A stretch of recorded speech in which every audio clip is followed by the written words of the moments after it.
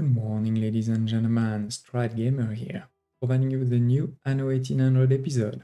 This is episode 2 of our new High Life series. Right now we're getting ready for the new DLC, and of course as soon as the DLC comes out, we'll integrate it into our game to make a max population run, so trying to get as much population as possible with investors. And one thing that's important is we won't be using export-import functionality at the end. For now, I'm using it to develop faster, but at the end, I won't be using it. And in this episode today, we're going to mainly focus on the tourist DLC, because you can see here, I actually have many quests right now on the tourist DLC.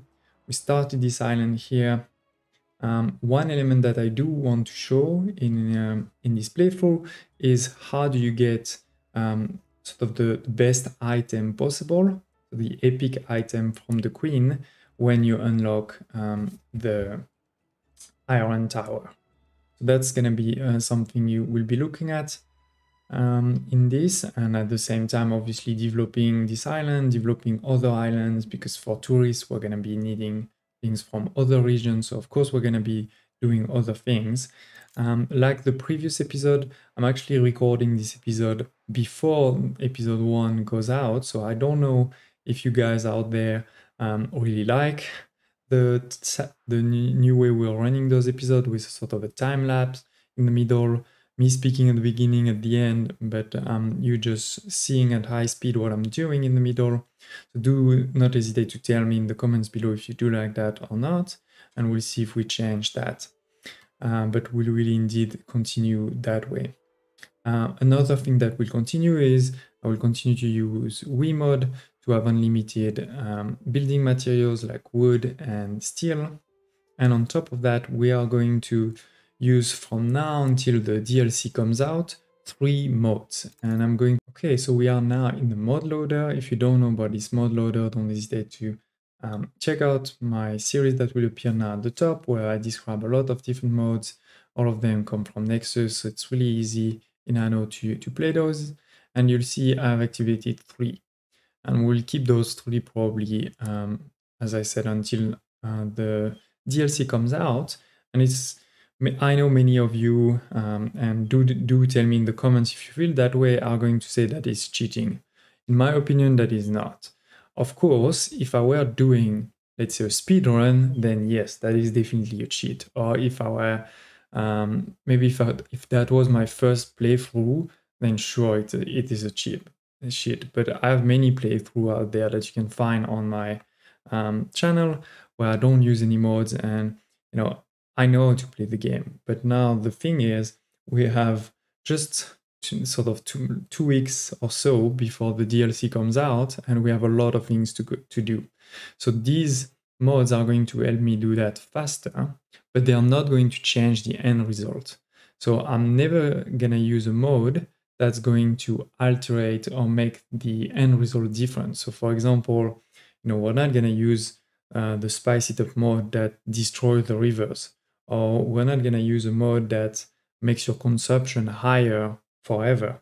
We're going to use mods that are going to do something that you can do in the game, but just do it faster. So for example, the first 2 items, or let's start with the second, is unlimited item trade.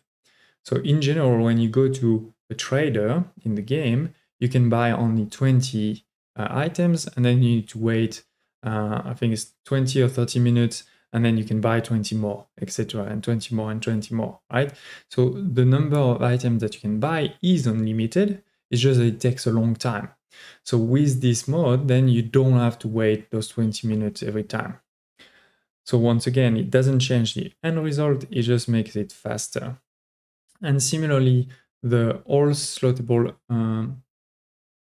are unlocked at traders. So what it means is all of the items that you usually find, and it's all items, for example, that you can do in the research institute, right? So it's not as if those items don't exist. If you have the time, you can do them in the research institute. But because we don't have days and days to spend here, or to either do it in the research institute or to create a few farming specialist islands. We're just going to use this mod who enables us to buy those items at traders. And then the last one is the buildable residences. So once you have unlocked them, and that's an important element, is once you have unlocked them, then you're able to build directly a specific house. So for example, once you have unlocked artisans, you're able to build artisans' house directly. You don't have to go through first the farmer, then the artisan, then the workers, and then the artisan. And of course, I'm not going to use that everywhere, especially at the beginning. As I said, you need to unlock them first. But at some point in the game, I mean, as I said, the goal here is to create a max investor population. So I'm going to have investor-only islands. And it's very easy to start at farmer, put a market in the middle, improve them to workers, put a school. But there's no difficulty into it. Right? It doesn't, it just takes more time. So that's why when I'm gonna go to investor only islands in a couple of hours, I'm going to go directly to build the investor houses instead of go through all of those steps, which don't bring anything. Like it's just tedious at this point for me, because after thousands, more than 1,000 hours in the game. So once again, I'm sure some people are gonna say that it's cheating, and it's your opinion. That's just what I want to do here. And once again, I will not use anything that will change the end result. So it is, ladies and gents. Now let's dive into this episode. But before we do, just one last thing I wanted to show you is, in parallel of actually making those episodes, one thing I'm working on is obviously doing some of the math in the background, trying to really be ready for this optimization. So for example, here is some of the needs in the new world that I'm looking at, your coffee, your chocolate, sugarcane, tobacco, etc. And trying different combinations of items, trying with or without tractors, some museums items and things like this, and trying to see how many tiles each of these setup takes, right? So for example, this is a scenario 1, where I have this set of items and things. It takes 95,000 tiles to feed basically all of 2.5 million investors. And then, a different scenario where I change a couple of items. For example, here I change in the cigar, I put Tuxedo Lucia and the extremely loud bell instead of the printing press and Ferras. And you can see the difference, right? We went from 95,000 to 90, or let's say 92,000, zero workforce, etc. So, trying to do those calculations to see what is the best items for each of the elements. And it's not the key thing here, or the difficulty, let's say, is it's not just one production, because those production become really efficient when you start using items that create byproduct, right? So for example, the horticulturalists or the arborists that are going to produce tobacco and grapes, or the pedologist who's gonna produce cacao, etc., etc. So that's where it gets very complex, because you need to take it all into account. If you're really interested in me doing some episodes on really explaining some of those maths, showing you, the trade-off between some of the scenarios, don't hesitate to tell me. In part, I'm also looking at other things like the residence density based on some items and things like this, or which good are going to be needed for what, etc. So don't hesitate if you want me to do some of those items. Okay, as I said, let's now go back into the game and start the time lapse.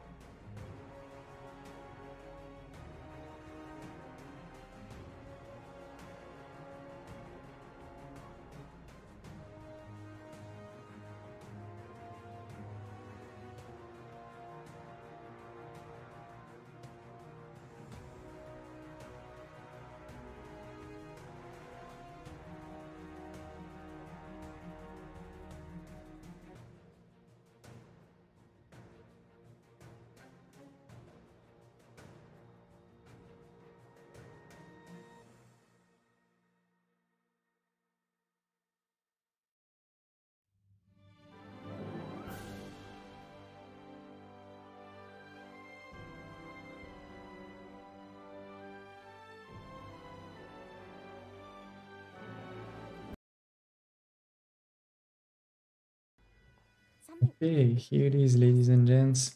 We are stopping the time lapse because we are arriving at an important moment. The Trifle Tower of Pastry.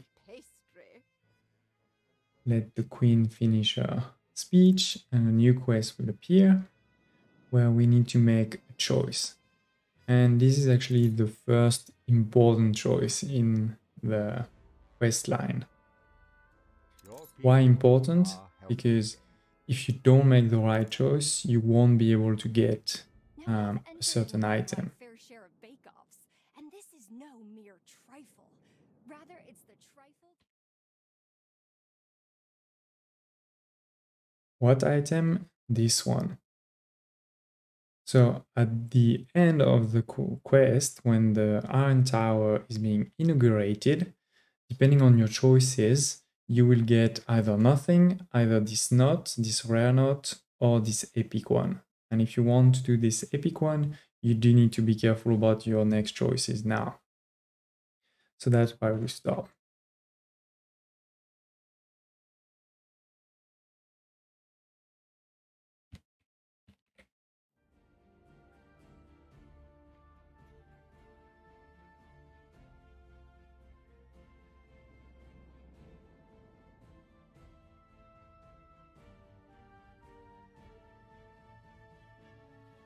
As you may have seen during the time lapses, I've already made many choices, and some I've tried to make the best choices, and I think I did every time.